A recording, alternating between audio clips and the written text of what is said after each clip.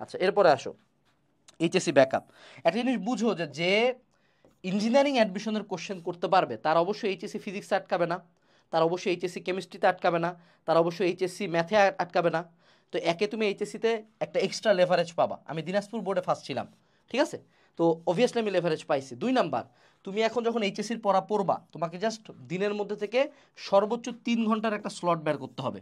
যেই 3 ঘন্টা স্লটে যেমন আমাদের এখানে কোর্সের একটা নির্ধারিত টাইমে ক্লাস পোস্ট হবে এবং তারপরের দিন সকাল পর্যন্ত টাইম থাকবে ক্লাসটা করে এক্সাম দেওয়ার, ঠিক আছে? ফিডব্যাক মেথড আর কি।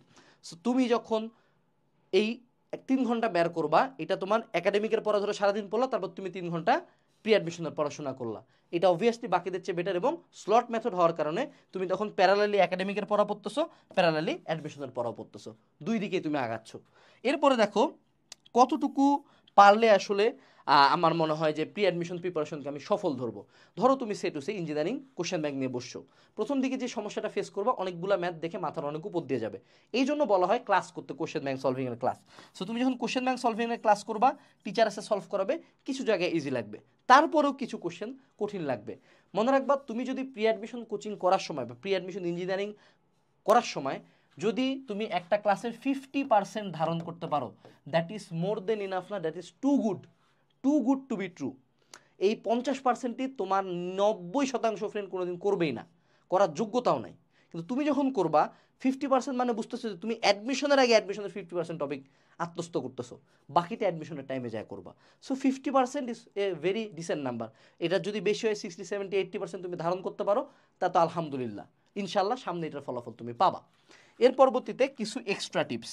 তোমরা যারা প্রি অ্যাডমিশন ইঞ্জিনিয়ারিং প্রোগ্রামে ভর্তি হবা বা প্রি অ্যাডমিশন প্রস্তুতি নিবা, আমি আর জিহাদ আমরা যেটা বুদ্ধি করছিলাম যে আমরা প্রতিদিন ফিক্স করে দিতাম যে তুই প্রথম 200 পেজ পড়, আমি পরের 200 পেজ পড়ি। প্রথম 200 পেজ তোর যখন পড়া হবে আমি ওই পেজে 200 পেজের উপর কোশ্চেন বানায় নিয়ে তোর বাসায় যায় পরীক্ষা দিব, আর আমার যখন পড়া হবে তুই তখন কোশ্চেন বানায় নিয়ে আসে পরীক্ষা দিবি।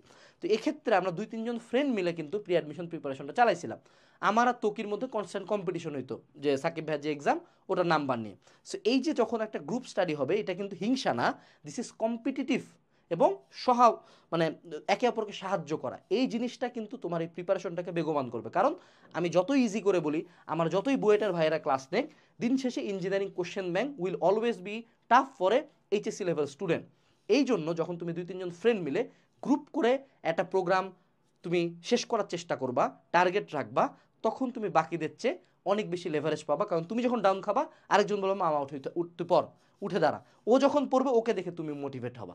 সো এখানে এক্সট্রা টিপস বলতে আমি এখানে একটা গ্রুপ স্টাডি প্রমোট করতেছি। অবশ্যই ছেলে মেয়ে একসাথে মিলে গ্রুপ স্টাডি কোনোদিন হবে না। সো নিজের সেম জেনারের বন্ধুরা মিলে একটা গ্রুপ করে ভালো মতো পড়াশোনা করতে পারো। ছোট করে একটা ভিডিও খুবই দ্রুত কথা বলে বানাইলাম। তো এই ভিডিও সামারি হলো প্রি অ্যাডমিশন ইঞ্জিনিয়ারিং কোচিং করতে হবে, কোশ্চেন ব্যাংক সলভ করতে হবে, সেটার অ্যানালাইসিস জানতে হবে এবং সেগুলোর উপর এক্সাম দিতে হবে এবং এগুলা কম্বাইন্ডলি আমরা আমাদের প্রি অ্যাডমিশন ইঞ্জিনিয়ারিং প্রোগ্রামে করাচ্ছি। সো যারা যারা এখনও ভর্তি হওয়া নাই ভিডিও ডিসক্রিপশন বক্স দেখে আজকে ভর্তি হয়ে যাও। তোমাদের মধ্যে অনেকে যারা প্রি বুকিং করছো তোমরা তোমাদের SMS চেক